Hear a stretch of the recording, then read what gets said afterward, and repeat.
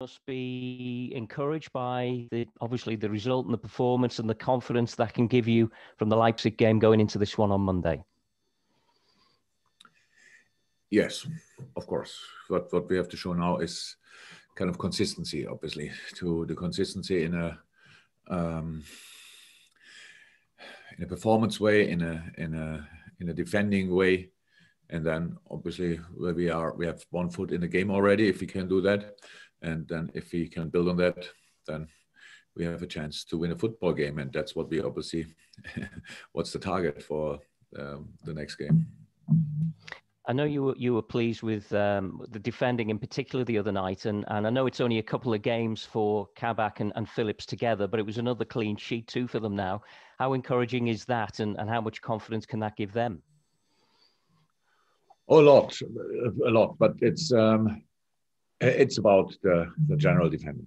It is. So if you, as a center half, if we can pick up the right challenges, if we can pick up the right balls, because the balls are forced or kind of defended already from the players in front of you, then makes it life completely much more easy. And that's how football should be, actually. So in the end, you speak about the center half, which is good in a positive way, which is good as well. But it was about the general defending of the day, and that helped the two boys a lot. And you go to Wolves now. I don't know whether you've got a little bit of sympathy with Nuno Wolves, given the injury, particularly to Raul Jimenez since November, really. And you've got obviously experience of how hard it can be to lose players of that quality in any side. Absolutely. Anyway, I have a lot of sympathy for what Nuno is doing, because he's doing an incredible job, and this is just a strange year, and you cannot replace one-to-one a player with the quality of Raul Jimenez. So that's clear, but they did quite well. They maybe don't play. They had their struggles, of course, like everybody, not all, but pretty much everybody else as well. And but meanwhile, they look again really settled. It's Wolves again. It's a proper defending side, and that's what we will face. Super. Carl Markham for a couple, and then to Neil Jones. Carl. Hi, Jurgen. Hi, Carl. Hey. Can you just check the injury front? How's Firmino and anybody else not available or available? We will see. So Bobby was not with us. That means that that he couldn't play. But now we had a few more days, and later on I have the medical meeting actually after the press conference. Sorry. So then they will give me more information about that, and we will see. So 2 more days, hopefully. Everybody else all clear? Who? Everybody else is all clear. Yeah, looks like in a moment. Yeah. Okay. Can I ask you about going back to the centre backs? Is this the Kabak Phillips pairing that could serve you to the rest of the season? And if that's the case, are they both playing to sort of show you that they can be a longer term solution for you? There's no test now or whatever. That's not a testing period about long-term future and stuff like this. No, and we will see. I hope they will stay fit. That's I cannot sit here and give now guarantees for these kind of things. I heard nothing different so far, so I think they are still will be available, and it look good. So and if they're physically ready to go again, which I hope, then why should we change it? That's clear. You want to have consistency, and we never had. So if the house that looked really good, and of course it's hopefully they can play a lot of games, if not all of the rest. But if not, then we have to find solution again. And Reece Williams, I don't want to forget him. He's in a good moment. Ben Davies has to adapt. It was always clear. A lot of players came here to Liverpool, and the most famous story is maybe Andy Robertson, and took him half a year in a normal season, where pretty much everything else was kind of settled to settle in. And Ben is a really good player, but he has to get used to all the stuff here as well. And these kind of things, that's how it is. So, but we have now still options, and hopefully it will stay like this.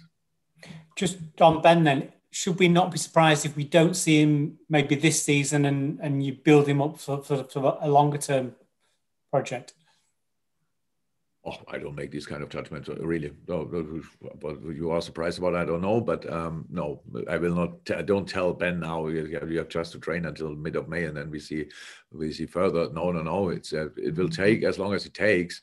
But the problem was that it was clear that we will not start with 2 new center halves if we don't have to, because of the situation and the position. It's really important that the boys are in the last line, especially that they are used to each other, and the more games you can play together, the better it is. And that's why we always frigate a little bit here and there and try to make it as consistent as possible. But a lot of things disturb that process. But now it's okay. And no, Ben will play when he will play. So that's how it is.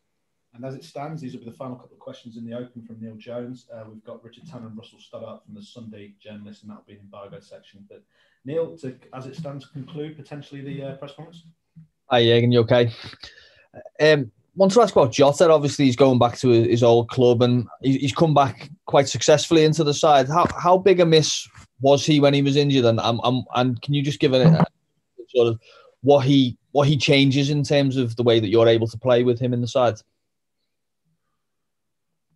Yeah, it was a big miss. I think the moment when he got injured, he was in a really good moment, which is always then really makes the fact, which is already bad, that a player's injured, even worse.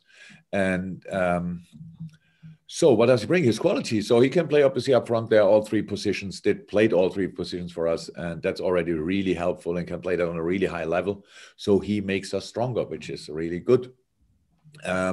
And now he's back, and had to play the first game immediately, 90 minutes, which was definitely not planned, just happened in the game because of other things we had to do.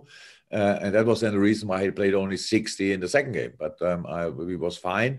He felt after the game okay. The next day he was a bit knackered. That's normal. But now he should be fine again. So it's really important that we have him back for plenty of reasons.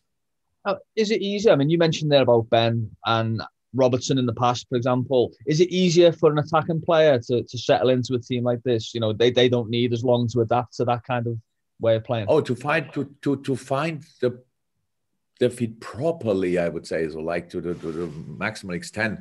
That takes time as well. But yes, you can throw in a striker, offensive player, because a lot of these things are natural skills and yes, if you want to involve them in all the patterns you have offensively, then it takes a little bit longer. But as long as you accept that will not be the case from the beginning, then you just can play an offensive player earlier. That's true.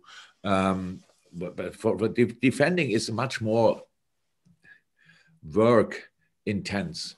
If that word makes any sense, I don't know. But you have to invest more work to make a team defending. So if you want to attack properly, it needs a lot of work as well. But to attack only just to shoot a ball up front and run and follow it and score a goal, that can work from the beginning, obviously. So it always helps if you have time. But yes, Diogo didn't need a lot of time, but Diogo had a little preseason, and then he came in a team which that moment wasn't a quite good moment. That helped, and he had was lucky enough to have a perfect start pretty much. That helps as well. So you cannot compare one situation to the other, but for a defender it usually takes slightly longer.